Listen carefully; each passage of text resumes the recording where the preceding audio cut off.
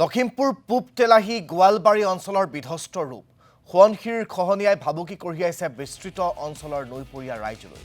ইতিমধ্যে প্ৰায় ৫০টাতকৈও অধিক পৰিয়ালৰ ঘৰবাৰী জাহ গৈছে খহনীয়াত কিন্তু এই খহনীয়া ৰোধৰ বাবে কোনো ব্যৱস্থা গ্ৰহণ নকৰাৰ অভিযোগ বিভাগীয় কৰ্তৃপক্ষৰ বিৰুদ্ধে এই সন্দৰ্ভত আমাক পৰিৱেশ দেখুৱাব ববুল হাজৰিকাই সোৱণশিৰি নদী ভয়াৱহ খহনীয়াৰ কবলত পৰিছে পূব তেলাহী গোৱালবাৰী আৰু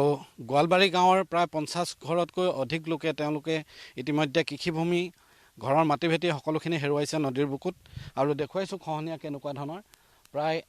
২-৩ কিলোমিটাৰ দূৰত্বলৈকে এনেধৰণে খহনীয়া হৈছে আৰু এয়া গাঁৱৰ ৰাইজে নিজেই চেষ্টা কৰিছে খহনীয়া ৰোধ কৰিবলৈ ইয়াত কোনো ধৰণৰ চৰকাৰী আঁচনিয়ে ঢুকি পোৱা নাই ইয়াত খহনীয়া ৰোধৰ কোনো আঁচনি চৰকাৰৰ ফালৰ পৰা এতিয়ালৈকে লোৱা নাই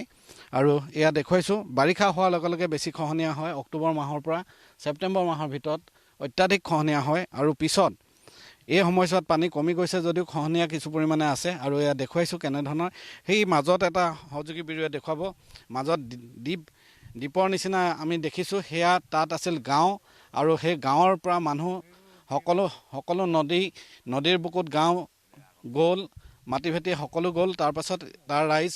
উঠি আহিবলগীয়া হ'ল আন ঠাইলৈ আৰু এতিয়া গাঁৱতে আহি এই খহনীয়া লাগিছে কেনেধৰণৰ সমস্যা হৈছে আপোনালোকৰ আমাৰ ক'বলৈ গ'লে আমি ২০০৮ চনৰ পৰা আমাৰ ইয়াত সেই দেখিছে নহয় আমাৰ যিটো আমাৰ বাৰী আছিলে গাঁও আছিলে তাৰ কিনিৰ পৰা আমাৰ এতিয়া কঢ়াই এতিয়া ২০২৪ চনত পাই গৈছে এতিয়ালৈকে আমাৰ কোনো চৰকাৰী আমাৰ ব্যৱস্থা ইয়াত অহা নাই খহনীয়া প্ৰটেকশ্যনৰ একো ব্যৱস্থা কৰা নাই তাত তেনেকুৱা অৱস্থা হৈ পিনি আমাৰ গাঁৱৰ উন্নয়ন কমিটি যুৱ সংঘ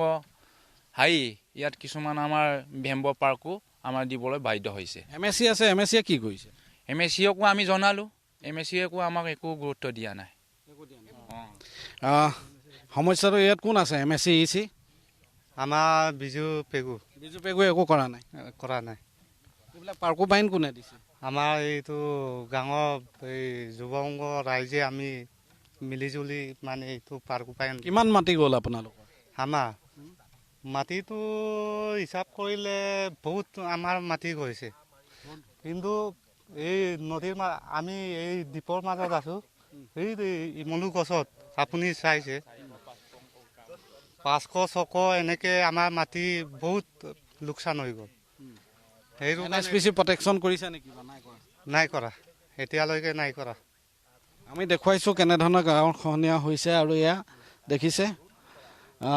ভয়ংকৰ খহনীয়া কিবা কৰিল বাৰিষা কিমান খহনীয়া আমাৰ বহুত খহনীয়া হয় আগত গৰা আছিলে এই তাত এতিয়ালৈকে ইয়াত পালে ১০০-২০০ মিটাৰ লৈ যায় বেছি লৈ অহা বছৰ গাঁওখন থাকিবনে নাই এইটো এই এতিয়া থাকিব নাথাকিব এইটো আমি ক'ব নোৱাৰোঁ কিন্তু এতিয়া পানী আহিলেতো উৎটো বেছি হোৱাৰ কাৰণে কিন্তু এতিয়া এনেকৈ লৈ যাব পাৰে এয়া ৰাইজৰ মন্তব্য আমি আপোনালোকক ববুল হাজৰিকাৰ জৰিয়তে শুনালোঁ